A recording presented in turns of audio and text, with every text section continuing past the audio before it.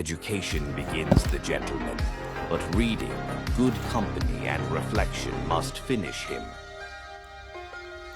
The great question which, in all ages, has disturbed man. ሁላችንም በልጅነታችን ሰማዩ ለምን ሰማያዊ ሆነ ወይም ከዋክብት እንዴት ተሰካሉ ብለን እንጠይቅ ነበር። ስናድግ ግን መጠየቁን ትተን መልሱን የምናውቅ ይመስለናል። ዛሬ ግን ወደ ኋላ እንመለስ። ፍልስፍና ማለት ዝም ብሎ መመራመር ሳይሆን ያንን የልጅነት ለምን የማለት ጥበብ መልሶ ማግኘት ነው። በዚህ ቪዲዮ ፍልስፍና እንዴት እንደተጀመረና ለምን የሰው ልጅ አስተሳሰብ መሰረት እንደሆነ እናያለን። ፍልስፍና የሚለው ቃል የመጣው ሁለት የግሪክ ቃላቶች ነው። አንደኛው ፊሎ ማለት መውደድ ነው። ሁለተኛው ሶፊያ ጥበብ ማለት ነው። በአጠቃላይ ትርጉሙ ጥበብን መውደድ ማለት ነው።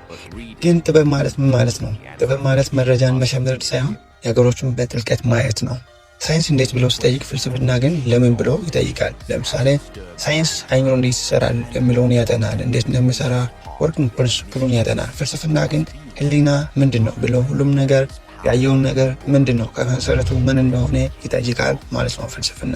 ፍልስፍና የተጀመረው በመገረም ነው። ጥንታዊ የሰው ልጅ ተፈጥሮን ሲመለከት ማዕበሉን፣ መብረቁን እና ወቅቶቹን ሲቀያየሩ ሲያዩ ይህ ሁሉ እንዴት ሊሆን ቻለ ብሎ መጠየቅ ጀመር። መጀመሪያ ላይ መልሱን የሚገኘው በአፈ ታሪኮች ውስጥ ነበር። መብረቅ የመጣው አምላክ ስለተቆጣ ነው ይባል ነበር። ነገር ግን ከክርስቶስ ልደት በፊት በ6ኛ ክፍለ ዘመን አካባቢ ሰዎች ከተረቶች ወጥቶ በምክንያት መመራመር ጀመሩ። ይህ የፍልስፍናና የሳይንስ መጀመሪያ ሆነ። ፍልስፍና ለመረዳት በአራት ዋና ክፍሎች ይከፍላሉ። አንደኛው ሜታፊዚክስ ይላሉ። ስለ ህልውና፣ ስለ እውነታ፣ ስለ ሪል ስለሆኑ ነገሮች ሪያሊቱ ምንድን ነው ብሎ የነገሮችን ስር መሰረቱን የሚያጠናው የፍልስፍና ክፍል ሜታፊዚክስ ይባላል። ሌላኛው ሁለተኛው ኢፒስቴሞሎጂ ይባላል። ስለ እውቀት ይባላል። እውነት ምንድን ነው ብሎ የሚጠይቅ እውነታው ስለ እውቀት ምንድን ነው፣ እውቀት ምንድን ነው፣ ምን ያህልስ እናውቃለን ብሎ የሚጠይቅ የፍልስፍና ክፍል ኤፒስቴሞሎጂ እንላለን ማለት ነው።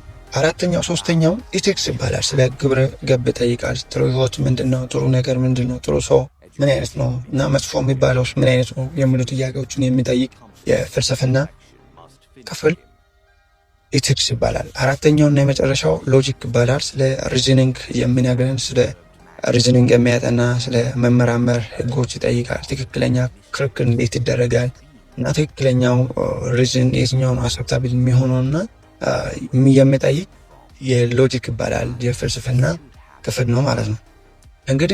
እንግዲህ ፍልስፍና ማለት ዝም ብሎ የንድፈ ሀሳብ ክምችት ሳይሆን አእምሯችንን ነፃ የማውጫ መንገድ ነው። ሁሉንም ነገር ለምን ብሎ መጠየቅ የጥበብ መጀመሪያ ነው።